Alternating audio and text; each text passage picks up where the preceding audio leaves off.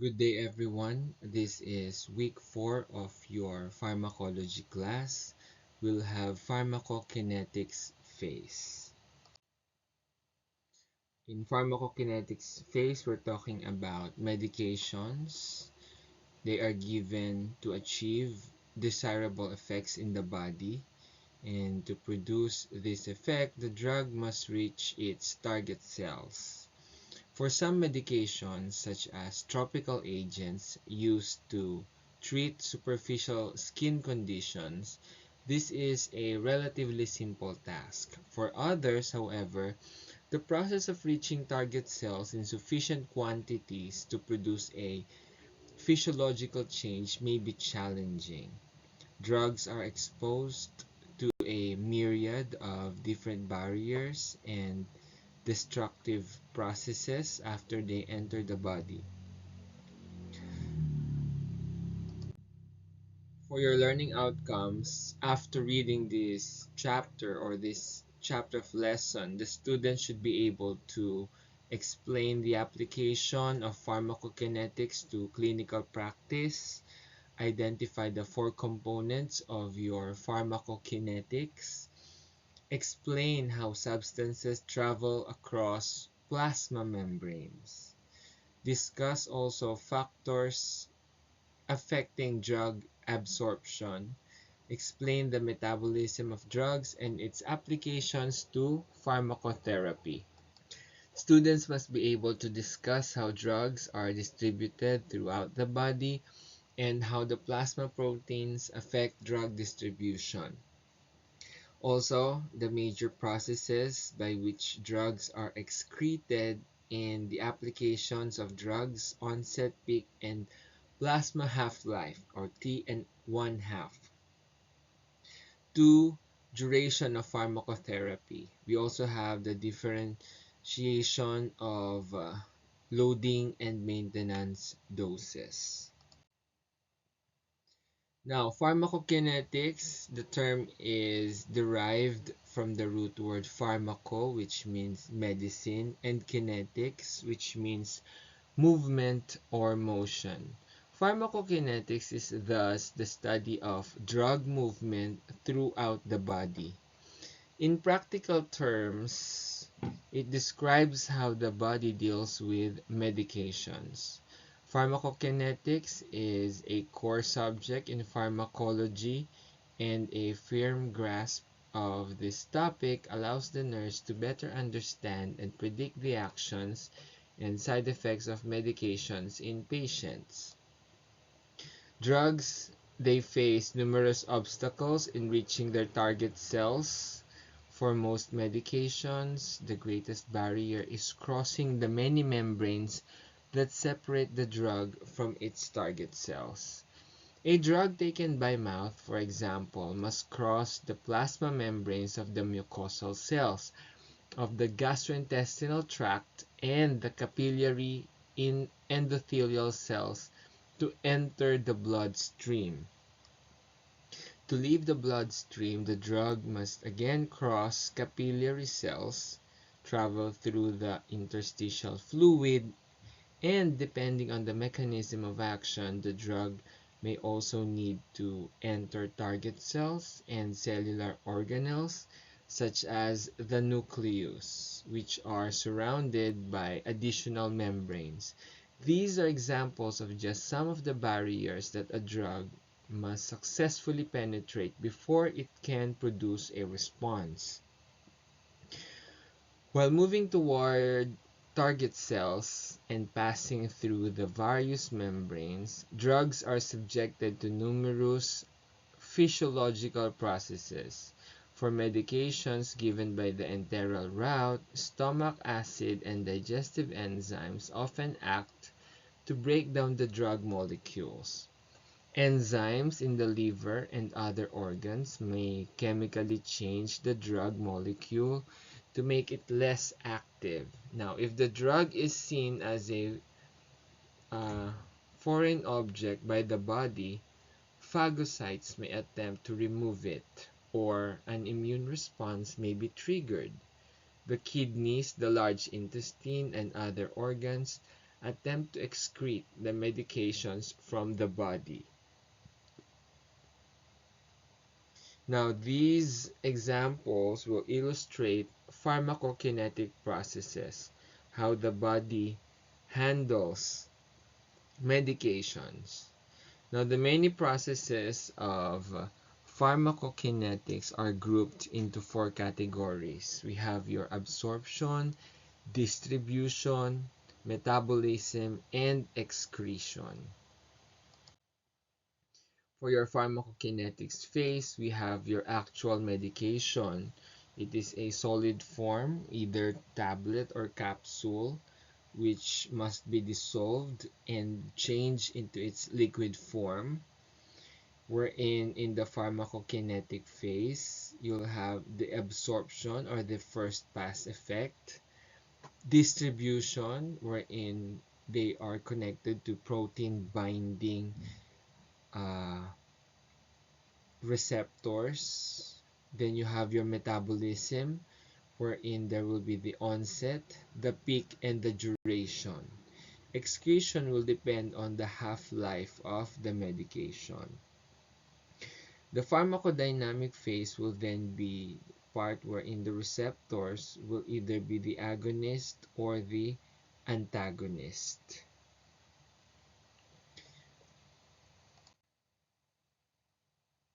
Pharmacokinetics is the movement and modification of a drug. Again, once it is administered, it will be absorbed by the body, distributed in the different parts that would need it. It will be metabolized and used by the cells, and then eliminated once they have reached their destination and have done their job.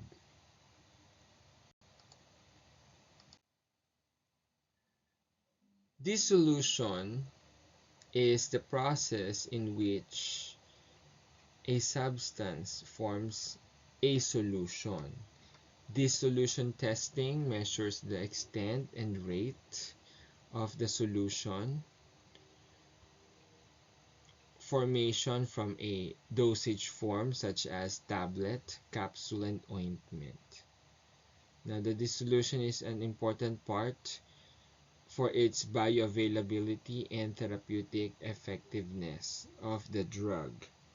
For your pharmacokinetics, we're talking about the four stages. Again, the absorption, distribution, metabolism, and excretion. Remember, drugs are needed by the body physiologically and both as a substance also to have its effect when it is administered to the body.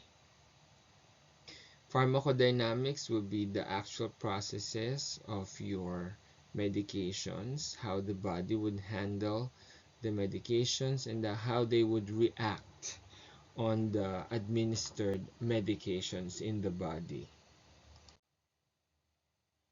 Now we have the first phase of drug action, which is dissolution, wherein it is the ability and the responsibility of the gastrointestinal tract or other parts of our body that would change the solid types of oral medications from tablet will be disintegrated and form into a dissolution. They will be changed into small particles to dissolve into its liquid form.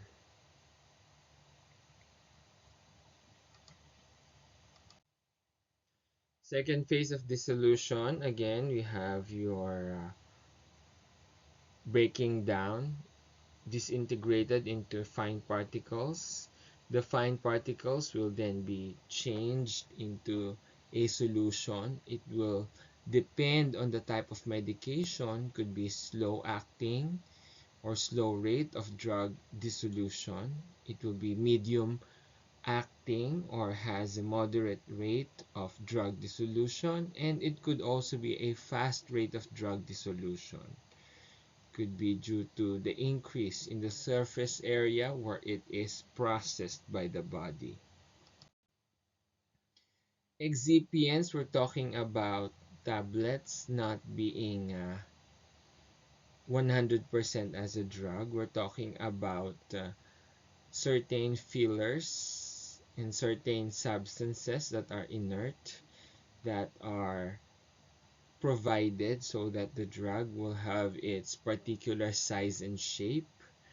And these fillers or excipients are useful in either enhancing the drug for your dissolution, or it will help out with the shape of the drug so that it may be able to have its capability to have a form and shape. Now, it could be and must be stable and uh, re- uh, reproducible. No unwished interaction with the drug or no negative effects with the drug. It should be inert, should have its desired functionality or uses, and of course cost effective, wherein not only do we need the actual medication, but these shape formers would help us in having the actual medication have its shape.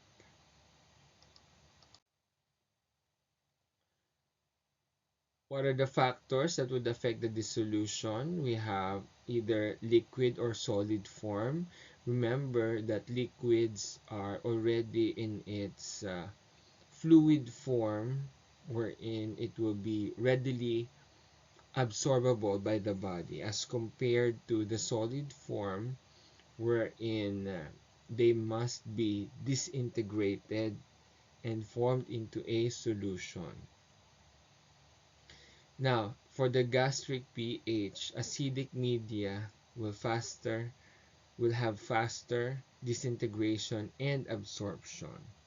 Remember that for the normal gastric pH in your stomach, it ranges from 1.5 to 3.5 pH. For your young and elderly, they will have increased pH but decreased uh, absorption rate because of the hyperacidity that may happen during the time that they have taken in different forms of medications. Please remember the enteric-coated drugs. They are not easily disintegrated in the acidic environment.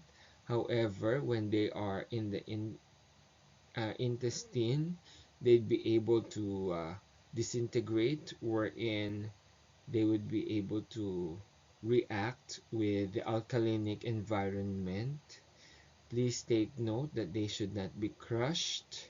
Always check your medications as a nurse if the medications that you are administering to the different patients are either enteric coated or just regular drugs. Enteric coated are shiny in its form and shape, and in its current state. And always remember also the amount of food that is present in the stomach of the patient or currently present would interfere with the dissolution phase and absorption phase, for it will stay longer in the stomach of the patient, and it will take longer time to be able to be absorbed by the body. Now, after absorption of oral drugs from the gastrointestinal tract, they pass from the intestinal lumen to the liver through the portal vein. In the liver, some drugs are metabolized to an inactive form and are excreted, therefore reducing the amount of active drug available to exert a pharmacological effect. This is referred to as the first pass or first pass metabolism. Most oral drugs are affected to some degree by first pass metabolism. Lidocaine and some nitroglycerins, for example, are not given orally because they have extensive first pass metabolism and most of the drug is inactivated. Drugs that are delivered by other routes, either through intravenous or intramuscular or subcutaneous, they could be given through nasal and also through sublingual and buccal. They do not enter the portal circulation and are not subjected to the first pass metabolism. When we talk about bioavailability, it refers to the percentage of administered drug available for activity. For orally administered drugs, bioavailability is affected by absorption and first pass metabolism. The bioavailability of oral drugs is always less than 100%, and it varies based on the rate of first pass metabolism. The bioavailability, for example, of the medication rosuvastatin is 20%, whereas the bioavailability of digoxin ranges from 70 to 85%. Now, the bioavailability of intravenous drugs is 100%. Factors that could alter bioavailability would include: number one, the drug form, such as tablet, capsules, sustained release beads, liquid form, transdermal patch, suppository, or inhalation. Number two, the route of administration. They could be enteral, topical, or parenteral in nature. Number three, the gastric mucosa and the motility. Number four, talking about administration with food and other drugs. Number five would be changes in liver metabolism caused by liver dysfunction or inadequate hepatic blood flow. Now, a decrease in liver function or a decrease in the hepatic blood flow can increase the bioavailability of a drug, but only if the drug is metabolized by the liver. Less drug is destroyed by hepatic metabolism in the presence of a liver disorder. Now again, the processes of your body, we are always talking about the absorption of the medication, then how it will be distributed, the metabolism entering the liver through the portal vein, and then excretion, the proper elimination of the medication. Absorption is a process involving the movement of a substance from its site of administration across body membranes to circulating fluids. Drugs may be absorbed through the skin and associated mucous membranes, or they may move across membranes that line the gastrointestinal or respiratory tract. Most drugs, with the exception of a few topical medications, intestinal anti-infectives, and some radiologic contrast agents, must be absorbed to produce an effect.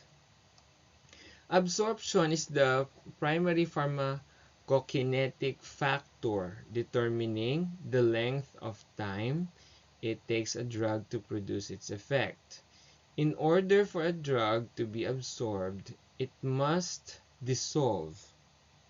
Now, the rate of dissolution determines how quickly the drug disintegrates and disperses into simpler forms. Therefore, drug formulation is an important factor of bioavailability. In general, the more rapid the dissolution, the faster the drug absorption, and the faster would be the onset of drug action. Now, for example, famotidine,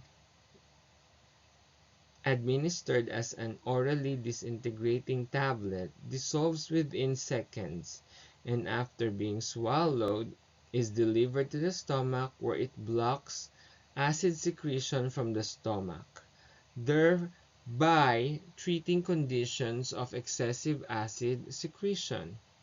At the other extreme, some drugs have shown good clinical response as slowly dissolving drugs such as liothyronine sodium and thyroxine, administered for resolution of hypothyroid symptoms.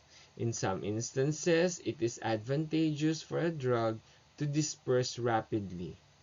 In other cases, it is better for the drug to be released slowly, where the effects are more prolonged for positive therapeutic benefit. Absorption is conditional on many factors. Drug in elixir or syrup formulation are absorbed faster than tablets or capsules. Drug administered in high doses are generally absorbed more quickly and they have a more rapid onset of action than those given in low concentrations. Now, the speed of digestive motility, surface area, pH, lipid solubility, exposure to enzymes in the digestive tract, and blood flow to the site of drug administration also affect absorption. Because drugs administered through IV directly enter the bloodstream, absorption to the tissues after the infusion is very rapid. Intramuscular medications would take longer to absorb, and other factors that influence the absorption of medical drugs include the following. First, you have your drug formulation and dose. Second, the size of the drug molecule. Third, surface area of the absorptive site. Next, the digestive motility or blood flow. Next is the lipid solubility. Then we have the degree of ionization. And then we have your acidity or alkalinity, which is the power of hydrogen or pH. You also have interactions with food and other medications. The degree of ionization of a drug also affects its absorption. A drug's ability to become ionized depends on the surrounding pH. Aspirin provides an excellent example of the effects of ionization on absorption. In the acid environment of the stomach, aspirin is in its non-ionized form and thus readily absorbed and distributed by the bloodstream. As aspirin enters the alkaline environment of the small intestine, however, it becomes ionized. In its ionized form, aspirin is not as likely to be absorbed and distributed to target cells. Unlike acidic drugs, medications that are weakly basic or weak basic forms are in their non-ionized form in an alkaline environment. Therefore, basic drugs are absorbed and distributed better in alkaline environments such as in the small intestine. The pH of the local environment directly influences drug absorption through its ability to ionize the drug. In simplest term, it may help the nurse to remember that acids are absorbed in acids, bases are absorbed in bases. Drug to drug or food to drug interactions may influence absorption. Main examples of these interactions have been discovered. Now, for example, administering tetracycline with food or drugs containing calcium, iron, or magnesium can significantly delay absorption of the antibiotic. High-fat meals can slow the stomach motility significantly and delay the absorption of oral medications taken with the meal. Dietary supplements may also affect absorption. Common ingredients in herbal weight loss products such as your aloe leaf, guar gum, senna, and yellow duck exert a laxative effect that may decrease intestinal transit time and reduce drug absorption.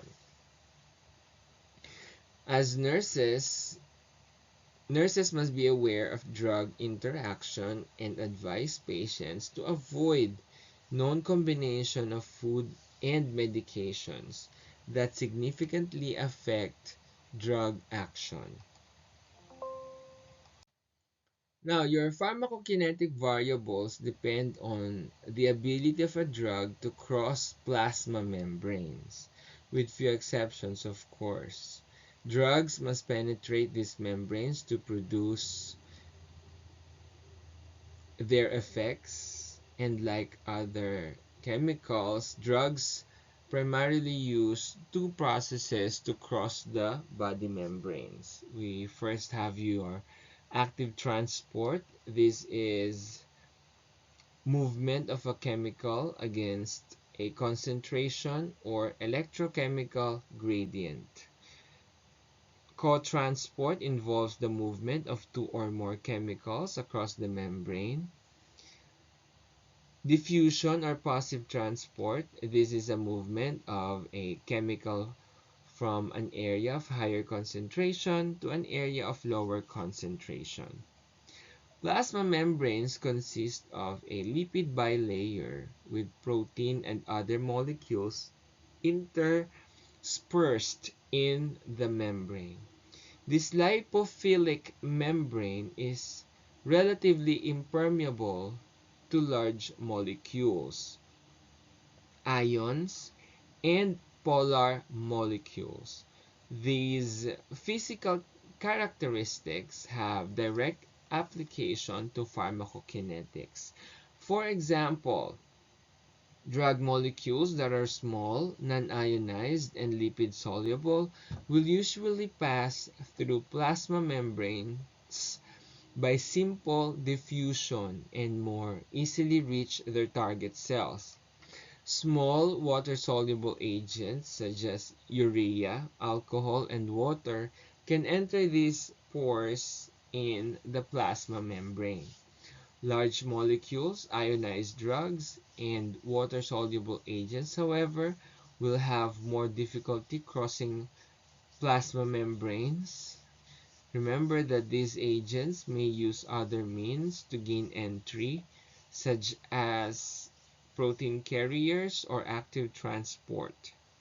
Drugs may not need to enter the cell to produce their effects. Once bound to receptors located on the plasma membrane, some drugs activate a second messenger within the cell, which produces the physiological change. In here, you have your diffusion, could be active or passive form, could be facilitated diffusion, also, which is a passive type of transport. For your active transport, you would be needing energy in order to have the medications enter the cell. The following are the factors affecting the drug absorption. Solubility or drug solubility. They pass readily through the gastrointestinal membrane, while your water soluble drugs, they need an enzyme or protein in able to for them to be able to enter the gastrointestinal membrane. Local condition or site of absorption, we need weak acids, less ionized in the stomach. They readily pass through the small intestine. There are factors also such as pain, stress, solid food or fatty food, or sometimes hot food. They slow down the gastric emptying time. Distribution, on the other hand, involves the transport of drugs through the body. The simplest factors determining distribution is the amount of blood to body tissues. The heart, the liver, the kidneys, and the brain receive the most blood supply.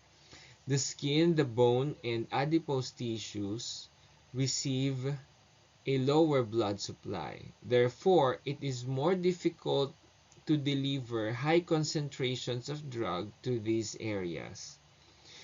The physical properties of the drug greatly influence how it moves throughout the body after administration.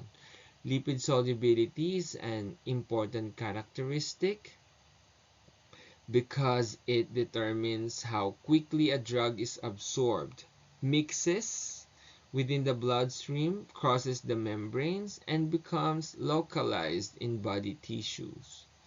Lipid-soluble agents are not limited by the barriers that normally stop water-soluble drugs, so they are more completely distributed to body tissues.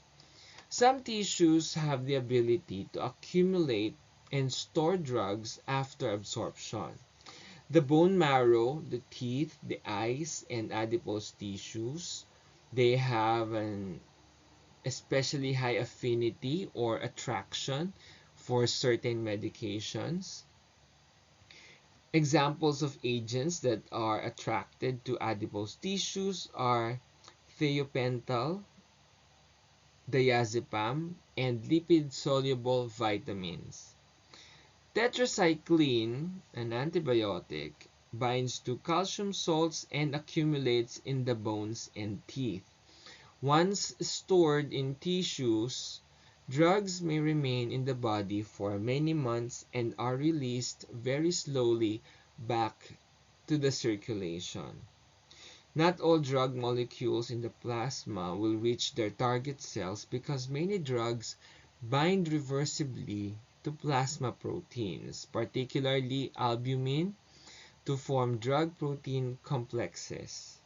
Drug-protein complexes are too large to cross capillary membranes.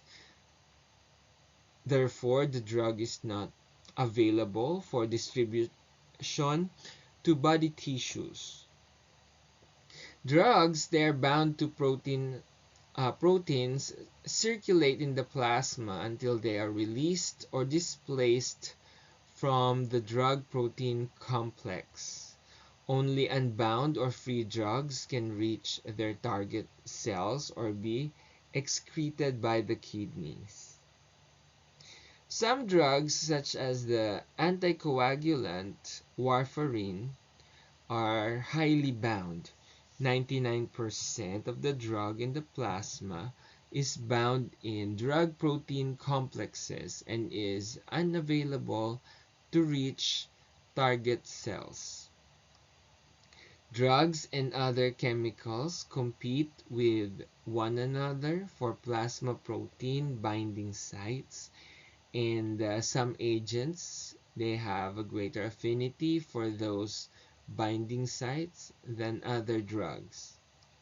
Drug to drug and drug to food interactions may occur when one drug displaces another from plasma proteins. The displaced medication can immediately reach high levels in the bloodstream and produce adverse effects. Drugs such as aspirin or valproates, for example, displace coumadin from the drug protein complex, thus raising blood levels for free coumadin and dramatically enhancing the risk of hemorrhage. Most drug guides most drug guides would give the percentage of medication bound to plasma proteins. When giving multiple drugs that are highly bound, the nurse should monitor the patient closely for adverse effects. We have protein binding drugs wherein they could cross the plasma and the extracellular water. The albumin would have the drug, or through protein, the drug would be bound or unbound, exchanging the drugs through uh, the different protein binding processes. The plasma, the interstitial and lymph fluids, and tissues and other body water could bind or free the different medications, and they could exchange these medications in order to circulate the different drugs in the body. Remember, for your factors affecting the distribution, the organ size, the flow of the blood, and the solubility of the medication, wherein lipid-soluble drugs can also cross the blood-brain barrier so that it may enter the brain. Metabolism, also called biotransformation, is the process of chemically converting a drug to form or to a form that is usually more easily removed from the body. Metabolism involves complex biochemical pathways and reactions that alter drugs, nutrients, vitamins, and minerals. The liver is the primary site of drug metabolism, although the kidneys and cells of the intestinal tract also have high metabolic rates. Medications, they undergo many types of biochemical reactions as they pass through the liver, including hydrolysis, oxidation, and reduction. During metabolism, the addition of side chains known as conjugates makes drugs more water-soluble and more easily excreted by the kidneys. Most metabolism in the liver is accompanied by the hepatic microsomal enzyme system. This enzyme complex is sometimes called the P450 system, named after cytochrome, which is a key component of the system. As they relate to pharmacotherapy, the primary actions of the hepatic microsomal enzymes are to inactivate drugs and accelerate their excretion. In some cases, however, metabolism can produce a chemical alteration that makes the resulting molecule more active than the original. For example, the narcotic analgesic codeine undergoes biotransformation to morphine, which has significantly greater ability to relieve pain. In fact, some agents known as prodrugs have no pharmacologic activity unless they are first metabolized to their active form by the body. Examples of prodrugs include benazepril and losartan. Changes in the function of the hepatic microsomal enzymes can significantly affect drug metabolism. A few drugs have the ability to increase metabolic activity in the liver, a process called enzyme induction. For example, phenobarbital causes the liver to synthesize more microsomal enzymes.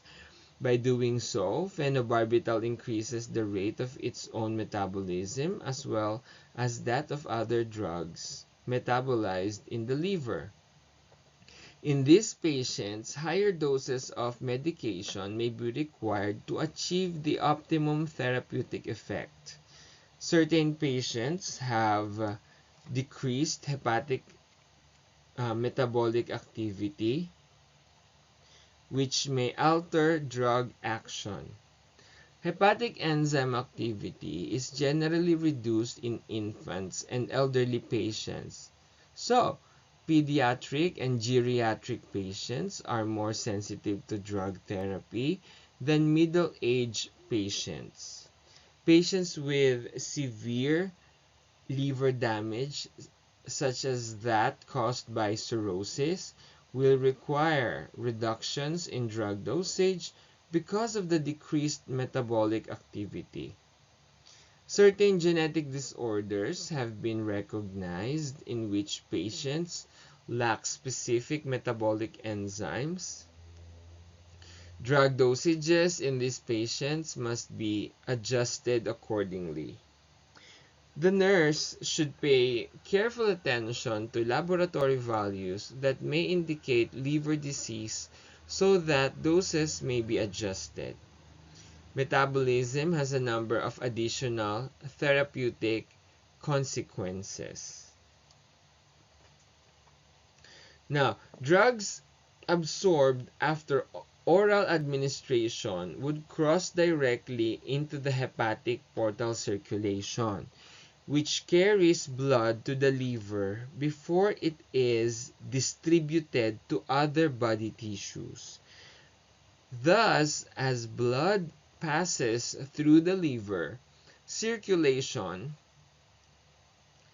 or liver circulation, some drugs can be completely metabolized to an inactive form before they are um, able to reach the general circulation. This first pass effect is an important mechanism since a large number of oral drugs are rendered inactive by hepatic metabolic reactions. Alternate routes of delivery that bypass the first pass effect would be your sublingual, the rectal, or the parenteral routes. They may need consideration for these drugs. For your first pass effect or first pass metabolism, we are talking about the gastrointestinal tract. It will enter the intestinal lumen and then the liver. Some drugs, they could be metabolized to become inactive and then they would be excreted, reducing the amount of active drugs in the body. For your first pass effect or first pass metabolism, we're talking about the liver enzymes which is your cytochrome P450 system. It converts drugs to metabolites. Then you have your decreased drug metabolism rate resulting to excess drug accumulation that can lead to toxicity. Also have your drug half-life. It is the time it takes for the amount of drug in the body to be reduced by the half amount when it was delivered. Now, for example, for us to understand your half-life, we'll have your ibuprofen. It has a half-life of about 2 hours. If the patient uh, uses or takes 200 milligrams After 2 hours, half of the drug amount will be gone, wherein 100 milligrams will be left. 2 hours later, 50 milligrams or half of the 100. Another 2 hours would pass, you'll have 25 milligrams. And another 2 hours, you'll have 12.5 milligrams. And more 2 hours later, 6.25 milligrams will be left up until the drug is completely absorbed. By knowing the first or knowing the half-life, um, you'll be able to reach a steady state or the plateau of the drug level. It can be identified. It can be achieved when the amount of drug given is the same as the amount that is removed from the body. Then you have the state or a steady state of drug concentration. This is needed to have optimal therapeutic benefit. Now remember your half-life. It takes for a half of the drug concentration to be removed from the body. For short type of medications, you have 4 to 8 hours. It is given several times a day. It has a range of only, again, 4 to 8 hours, such as your penicillin G, which is an antibiotic. Then for your long-term type of medications of 12 hours or more than 12 hours, the half-life would be determined by either actual 12 hours or more than 12 hours. It could be given twice a day or just once a day, such as your digoxin. Other sites of metabolism, you have your plasma, the kidneys, and the different membranes or the membranes of your intestine. Here are some factors affecting biotransformation. Of course, your genes. Some would have fast metabolism, others would have slower metabolism. Physiologically, if you have liver disease, it will take some time for the body to be able to absorb the medication. The infants, since their body is still developing, they would have decreased drug metabolism. For elderlies, since they are too old, if the patient has enlarged liver, problem with the blood flow, different or differences in the production of the enzyme, it could slow down the metabolism. Smoking, it directly affects the rate of metabolism of some drugs. And prolonged illness, surgery, and current illness would also slow down the absorption of the drugs. For your drug excretion, drugs are removed from the body by the process of excretion. The rate at which medications are excreted determines the concentration of the drugs in the bloodstream and tissues.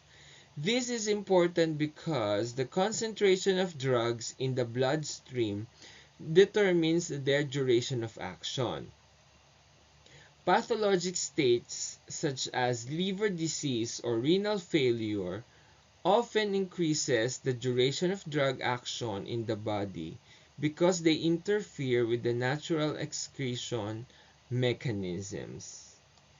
Dosing regimens must be carefully adjusted in these patients. Although drugs are eliminated from the body by numerous organs and tissues, the primary site of excretion is the kidney. In an average-sized person, approximately 180 liters of blood is filtered by the kidney each day. Free drugs, water-soluble agents, electrolytes, and small molecules are easily filtered at the glomerulus. Proteins, blood cells, conjugates, and drug protein complexes are not filtered because of their large size. After filtration at the renal corpuscles or corpuscle, chemicals and drugs are subjected to the process of reabsorption in the renal tubule. Mechanisms of reabsorption are the same as absorption elsewhere in the body. Non-ionized and lipid-soluble drugs would cross renal tubular membranes easily and return to the circulation. Ionized and water-soluble drugs generally remain in the filtrate for excretion. There are many factors that can affect drug excretion. These include the following. You have liver or kidney impairment.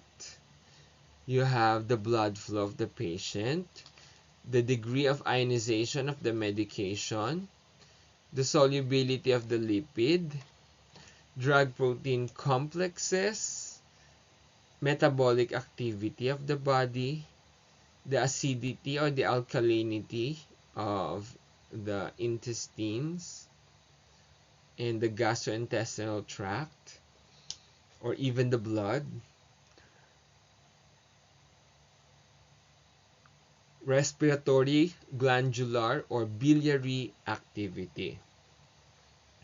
Drug protein complexes and substances too large to be filtered at the glomerulus are sometimes excreted into the distal tubule of the nephron. For example, only 10% of a dose of penicillin G is filtered at the glomerulus. 90% is secreted into the renal tubule. As with metabolic enzyme activity, secretion mechanisms are less active in infants and older adults. Certain drugs may be excreted more quickly if the pH of the filtrate changes. Weak acids such as aspirin are excreted faster when the filtrate is slightly alkaline or alkaline. Now, because aspirin is ionized in an alkaline environment, the drug will remain in the filtrate and be excreted in the urine. Weak basic drugs such as diazepam are excreted faster with the slightly acidic filtrate because they are ionized in this environment. This relationship between pH and drug excretion can be used to advantage in critical care situations. Now, to speed the renal excretion of acidic drugs such as aspirin in an overdose patient, an order may be written to administer sodium bicarbonate. Sodium bicarbonate will make the urine more basic, which ions more aspirin, causing it to be excreted more readily, or ionizes, more aspirin, causing it to be excreted more readily. The excretion of diazepam, on the other hand, can be enhanced by giving ammonium chloride. This will acidify the filtrate and increase the excretion of diazepam. Impairment of kidney functions can dramatically affect pharmacokinetics. Patients with renal failure will have diminished ability to excrete medications and may retain drugs for an extended time. Doses for these patients must be reduced to avoid drug toxicity. Because small to moderate changes in renal status can cause rapid increase in serum drug levels, the nurse must constantly monitor kidney function in patients receiving drugs that may be nephrotoxic or having low margin of safety. The pharmacotherapy of renal failure is uh, always present, if we try to analyze it. Drugs that can easily be changed into a gaseous form are especially suited for excretion by the respiratory system. Now, the rate of respiratory excretion is dependent on factors that affect drug exchange, including diffusion, gas solubility,